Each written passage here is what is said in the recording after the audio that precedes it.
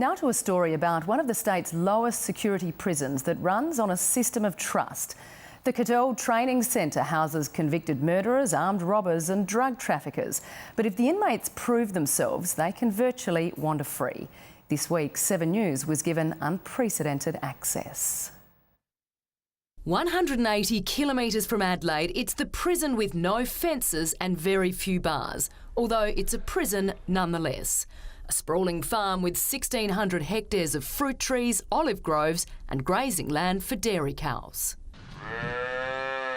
Prisoners milk the cows twice a day, starting at 5 a.m. They look forward to coming down each day. It gets them out of the routine of the jail proper and it gives them a meaningful purpose. The milk supplies most of the state's prisons and the Queen Elizabeth Hospital. But here's a surprise, the surplus cream is sold to some of the state's award-winning cheese companies. It makes us feel good that our work here actually goes a long way in the community. This young offender's not only learning a skill but also to become part of the community. If you have to do jail, you want to be at Cadell. It's our ticket home from here. It'll be crucial when he's released within a matter of months.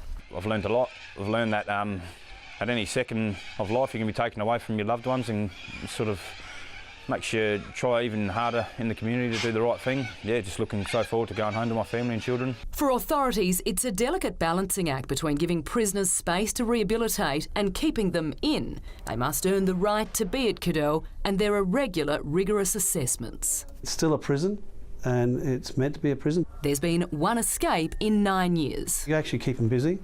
They have to work to maintain their placement at Cadell. They have to undertake programs, they have to be positive, they have to demonstrate good behaviour.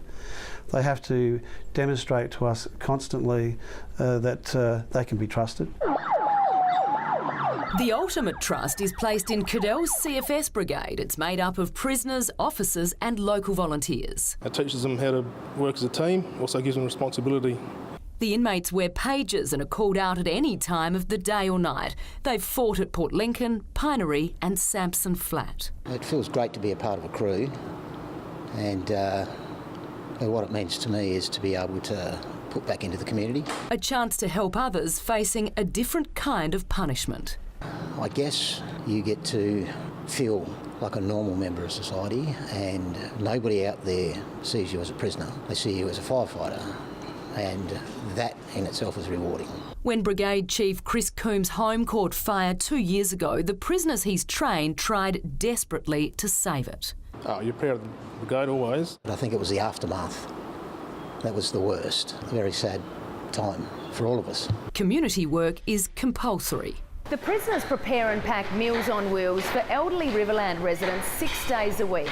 They help upkeep the local bowling club and paint and repair school classrooms. I forgot what that stands for.